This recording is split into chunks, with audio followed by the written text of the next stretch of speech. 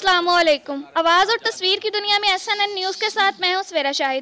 खबर शामिल करते हैं कोट अद्दू दायरा दिन पनाह से, जहां हमीदा नामी खातून ने मोहल्ला सदीकाबाद में काबा खाना कायम कर लिया, जो नौजवान नस्ल को गुमराही की तरफ ले जा रही है। बिलाल और हमीदा के खिलाफ अहले मोहल्ला का शदीद एहतजाज। जुल्फ़कार खान डाहा की रिपोर्ट के मुताबिक बिलाल और हमीदा संगीन जुराइम में भी मुलव्विस हैं। अहले इलाका ने मुतअद्दिद बार बिलाल के वालिद को शिकायत की, मगर वो बाज ना आया। अहले मोहल्ला का कहना है कि अगर इसके खिलाफ कार्रवाई करें या दरख्वास्त दें तो वो नीम बरहिंदा होकर थाना के बाहर एहतजाज करती है।